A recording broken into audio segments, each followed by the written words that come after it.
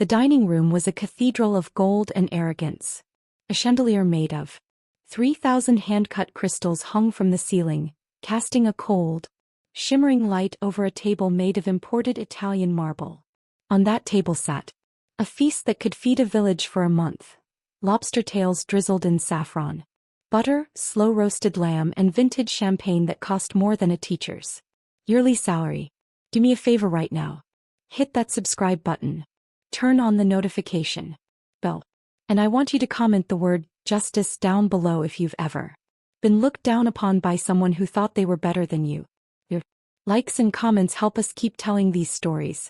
Now let us go back to the very beginning. Let us see how Nia ended up at that table and who her father really was. 12 people sat around that table. All of them were dressed in silks and custom-tailored suits. And at the head of the table sat Mrs. Beatrice Osei-Kufuor. Beatrice didn't just wear wealth, she used it as a weapon. Her diamonds were so large they looked like frozen tears, and her smile was as sharp as the steak knife in her hand.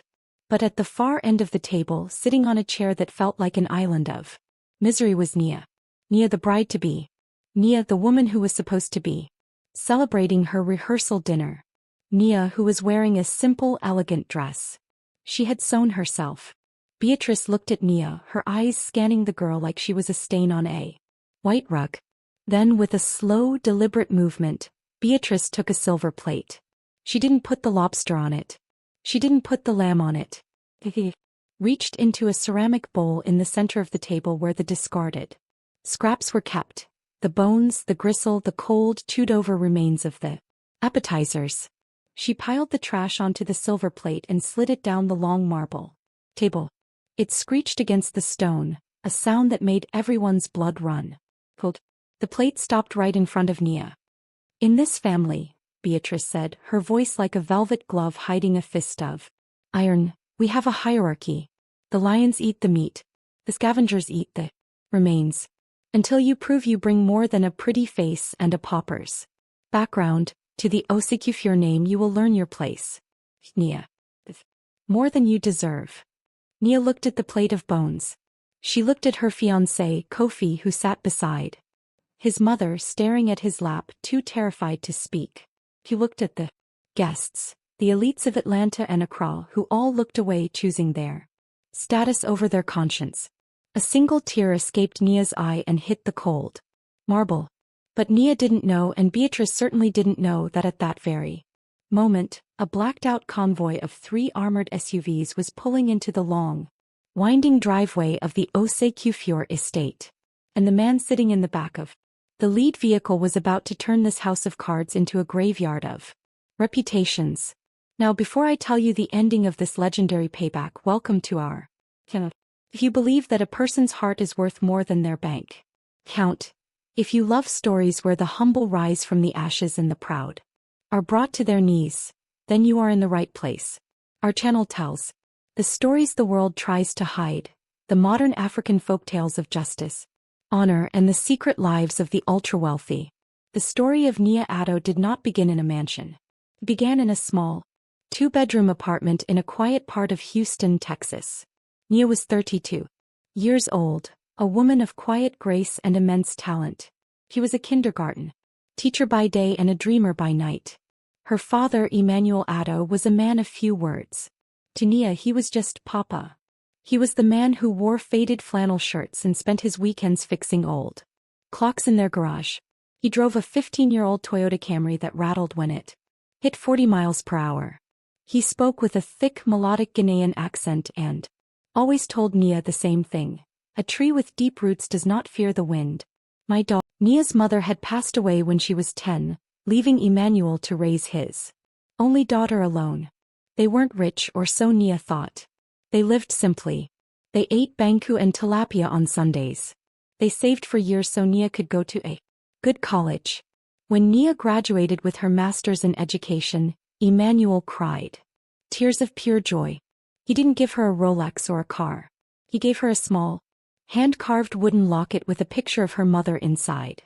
"This is your inheritance," he had said. "The love of your family." Nia carried that love into the world. And that was how she met Kofi Osei-Kufuor. Kofi was a man who seemed to have escaped the gravity of his own wealth. He was handsome, soft-spoken, and a brilliant architect. They met at a public library, where Nia was volunteering for a literacy program. Kofi wasn't there to donate money for a tax write-off. He was there because he genuinely cared about the building's structure. For 6 months they dated like ordinary people. They went to food trucks. They walked in the park. Nia loved him because he didn't lead with his wallet. He loved her because she was the first woman who didn't look at him and see a merger opportunity. But after 6 months it was time to meet the family. And that was when Nia realized that she hadn't just fallen in love with a man. She had fallen into a viper's nest. The Osei-Kufuor family was not just wealthy. They were old money royalty in the West African diaspora.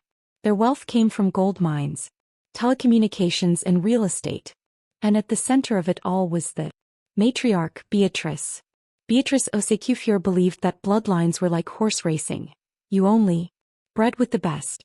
When Kofi brought Nia to the family estate in Buckhead, Atlanta for the first time, Beatrice didn't even Kofi, Beatrice said, not looking at Nia.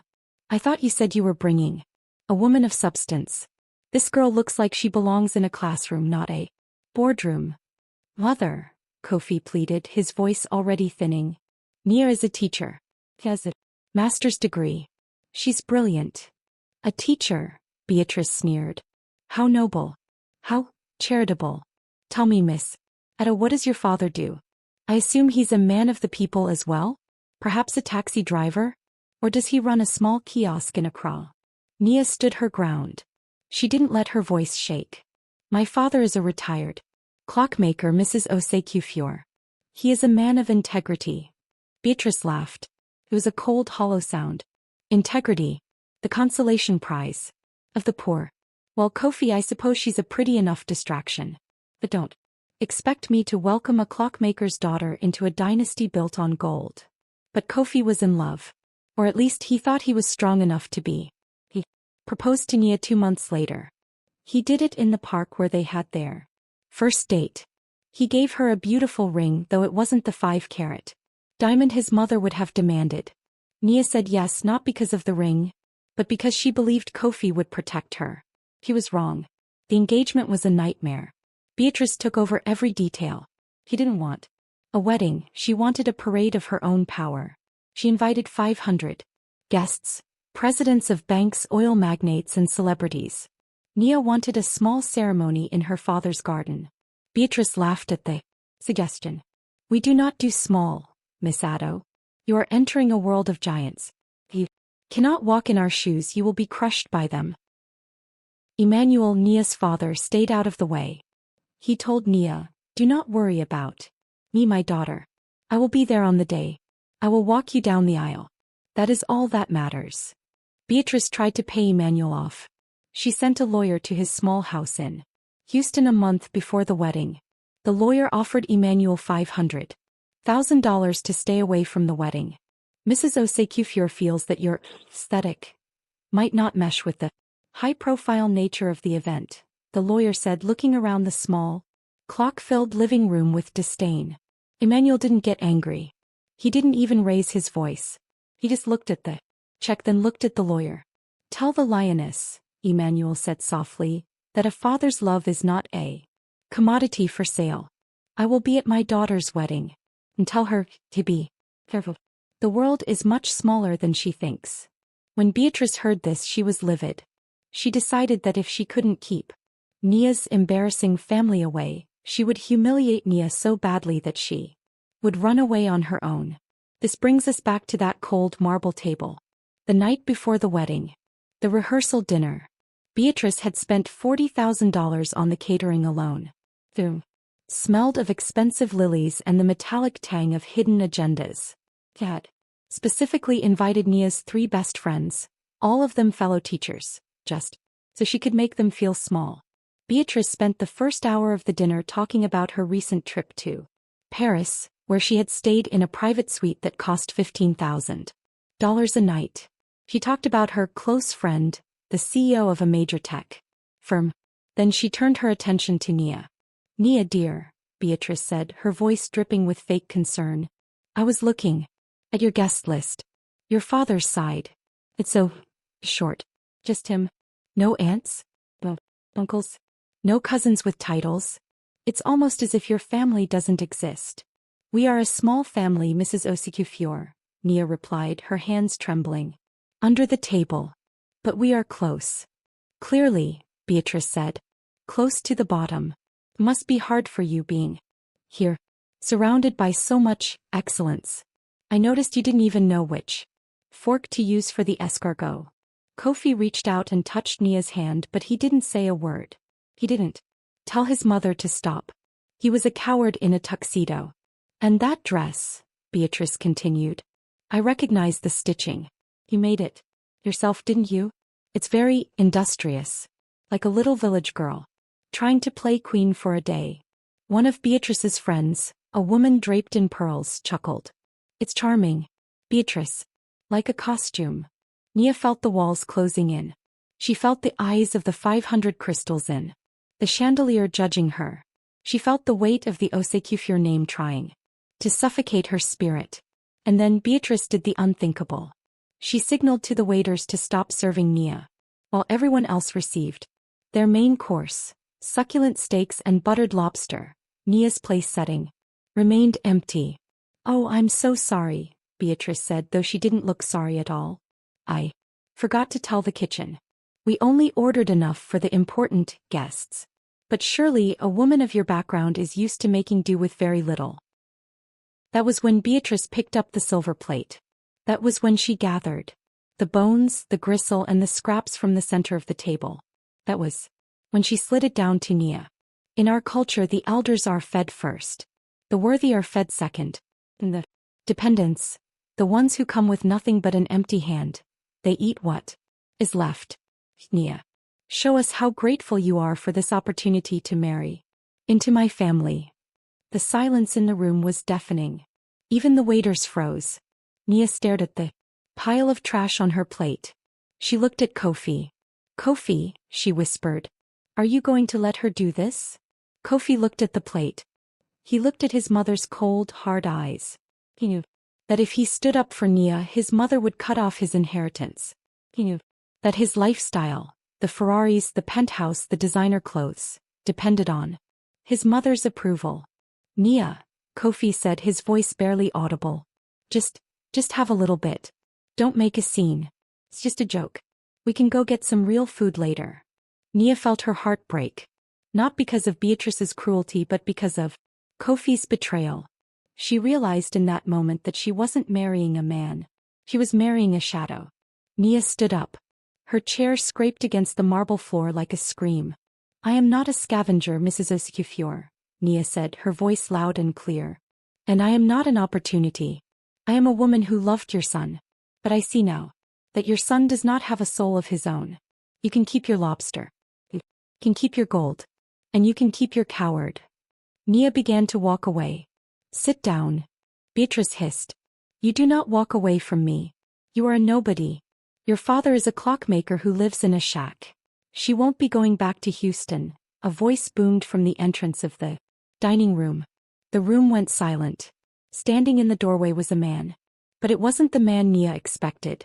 It wasn't the man in the faded flannel shirt. It was Emmanuel Addo. But he wasn't wearing flannel. He was wearing a custom-made midnight blue suit. That cost more than Beatrice's car. His shoes were polished to a mirror shine. His posture was no longer that of a humble clockmaker. It was the posture of a king who had returned to claim his kingdom. And behind him stood 4 men in dark suits with earpieces. Security. Beatrice squinted, her face twisting in confusion. You, the clockmaker? How dare you enter my home through the front door? Security. Get this man out of here. The security guards at the door didn't move. In fact, they bowed their heads as Emmanuel walked past them. Emmanuel walked straight to the head of the table. He didn't even look at Beatrice. He walked to Nia, took her hand and kissed it. I told you to be careful, Beatrice, Emmanuel said, his voice vibrating through the I told you the world was smaller than you thought. Beatrice stood up, her diamonds rattling. What is this? What is this charade? Kofi, who is this man? Kofi was staring at Emmanuel with wide eyes. He knew. He had seen the face. Ugh. Not in a garage in Houston but on the cover of the Global Financial Times. Mother, Kofi whispered, his face turning as white as the marble. That's Emmanuel Addo, the CEO of AG Holdings. The man who owns the gold mines we lease in Ghana. The man who just bought the bank that holds our family's debt. The room went so silent you could hear the crystals in the chandelier vibrating. Beatrice's mouth opened but no sound came out. She looked at the man she had called a clockmaker. She looked at Nia, the village girl she had tried to feed scraps. Emmanuel looked at the silver plate sitting in front of Nia. He looked at the bones and the gristle. Scraps, Beatrice? Emmanuel asked softly. You fed my daughter scraps in a house that I effectively own. Emmanuel Addo stood at the head of the table, his presence dwarfing the opulence of the room. He didn't look like a man seeking revenge, he looked like a man performing a necessary surgery. He picked up the silver plate Nia had been served, the one piled with bones and gristle, and held it up to the light of the 3,000 crystal chandelier. You know, Beatrice, Emmanuel said, his voice terrifyingly calm. I spent 40 years of my life as a clockmaker. Do you know why I love clocks? Because every gear, no matter how small, has a purpose. If the smallest wheel fails, the whole thing stops. You looked at my daughter and saw a small wheel. You thought she was decorative. You thought she was replaceable. Beatrice was shaking now. Her hand went to her throat, clutching the pearls that suddenly felt like a noose. Emmanuel, I didn't know. There must be some misunderstanding. We were just testing her. A family of our stature needs to know that a bride can handle pressure. Pressure, Emmanuel whispered. He set the plate down on the marble with a sharp clack. You didn't test her. You tried to break her. And in doing so you broke the only thing that was keeping your empire together. He turned to his lead security detail. Abika, read the folder. The man in the suit stepped forward and opened a leather-bound portfolio. The Osei-Kufuor Group currently has 3 outstanding loans with Zenith International Bank, totaling $94 million. These loans are backed by the Buckhead estate, the mines in Obuasi, and the family's shareholdings in Kufuor Telecom. As of 4 o'clock this afternoon, Zenith International has been acquired by AG Capital. Mr. Emmanuel Addo is the sole owner. He has called for an immediate audit of all high-risk accounts. The math was happening in the room. You could see it in the eyes of the guests, the bankers and the oil magnates. They were already mentally distancing themselves from Beatrice. They were moving their chairs back literally and figuratively. You called Nia a pauper, Emmanuel continued. But Nia is the majority shareholder of the very mines your family leases. She has been since she was 21. I wanted her to grow up knowing the value of a dollar, not just the power of it. I wanted her to be a woman who could sew her own clothes and teach children with a pure heart, because I knew one day she would have to manage more wealth than you can imagine. Emmanuel looked at the guests. Many of you here tonight came because you wanted to be in the right room. You watched a woman be humiliated and you said nothing. You drank her champagne while she served my daughter trash. Consider your invitations to any future AG Capital projects revoked.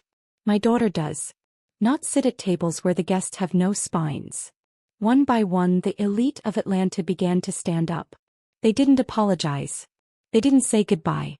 They scurried out of the room like rats fleeing a sinking ship. They knew a power shift when they saw one, and Beatrice Kufuor was no longer the sun they orbited. Kofi finally found his voice. He stood up, his face a mask of desperation. Nia, please. I was just shocked. I didn't know how to handle my mother. You know I love you. We can still do this. Tomorrow is the wedding. We can leave all this behind. We can start fresh. Nia looked at the man she had planned to marry.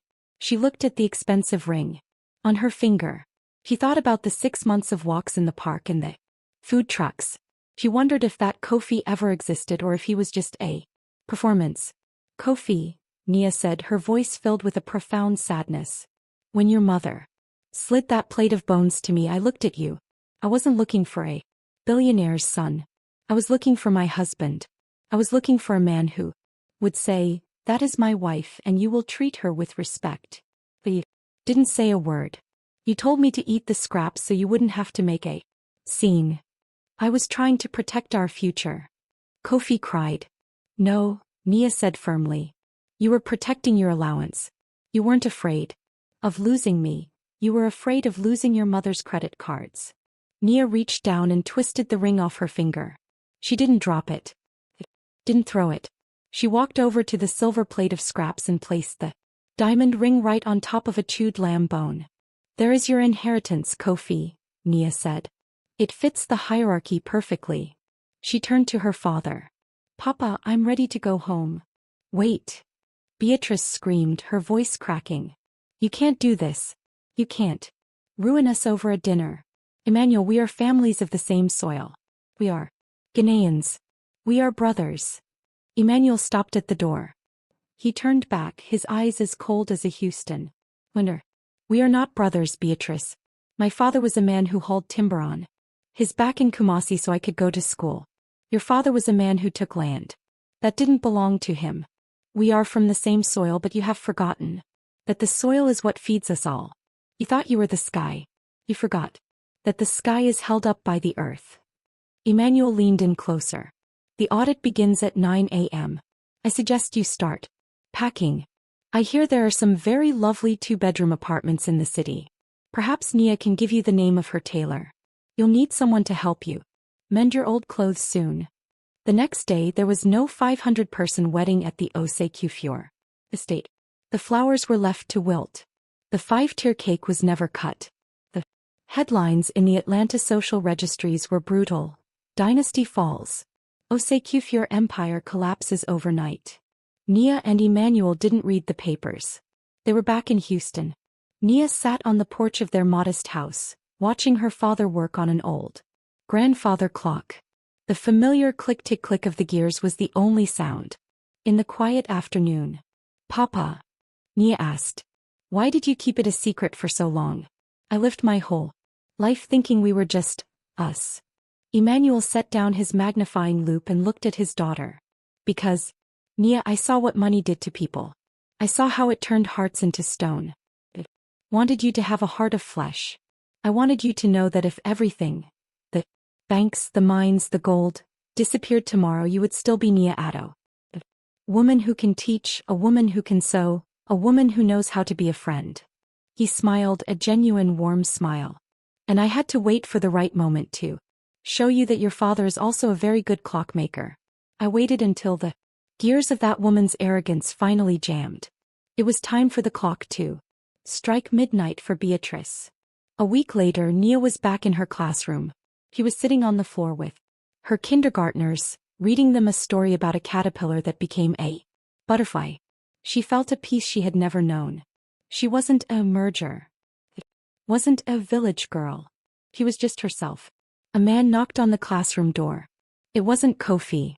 It was a man Nia had seen a few times at the literacy program, a quiet, hard-working librarian named Marcus. He was carrying a small bag of takeout. I heard you had a rough week, Marcus said, looking a bit shy. I didn't have any lobster or champagne, but I found a place that makes the best jollof rice in the city. I thought maybe, if you're hungry, we could share it. Nia looked at the bag. She looked at Marcus's kind eyes, eyes that saw her, not her father's bank account. Marcus, Nia said, smiling. I would love some jollof rice. But only if we eat it right here. On these tiny chairs. Perfect, Marcus said. As they sat and ate, Nia realized that she was finally at the right table. 3 months later, Beatrice Osei-Kufuor was seen standing at a bus stop in North Atlanta. Her diamonds were gone.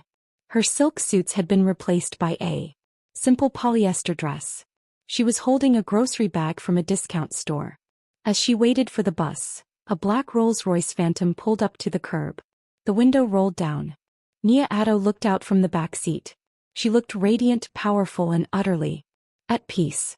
Beside her sat Emmanuel. Nia didn't gloat. She didn't scream. She signaled to the driver to stop. Reached into her purse and pulled out a small wrapped package. It was a container of warm, fresh jollof rice. I heard you were struggling, Mrs. Osei-Kufuor, Nia said softly. In my family, we don't believe in scraps. We believe in feeding the hungry, even the ones who don't deserve it. She handed the food to the stunned woman. Enjoy the meal, Beatrice, Emmanuel added. And remember what I told you. The sky is held up by the earth. It's time you got to know the soil again. The car rolled away, leaving Beatrice standing in the dust of the bus exhaust, holding a bowl of food she once would have laughed at.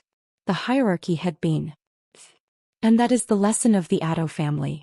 Your value is not determined by the chair you sit in or the plate you eat from. Your value is determined by the truth in your heart and the roots of your character. The people who try to make you feel small are usually the ones who are terrified of how big you truly are. Beatrice Osei-Kufuor thought she was a lion, but she was just a woman hiding behind gold. Nia Addo thought she was a pauper, but she was a queen who didn't need a crown to be seen. Remember this: a river that forgets its source will eventually run dry. Never forget where you came from, and never let anyone tell you that your village roots are a weakness. They are your greatest strength. They are the gears that keep your world turning. If this story moved you, if it reminded you of your own worth, do me a favor. Share this video with someone who needs to hear it today. Hit that like button. And let us know in the comments what your favorite part of Nia's journey was. And if you haven't already, subscribe to our channel. We have hundreds of more tales to tell, stories of the humble who rise, the proud who fall, and the justice that eventually finds us all. I'm your narrator, and this has been a modernist Africa folk tale. Until next time, stay rooted, stay humble, and remember, the hand that gives is the hand that receives.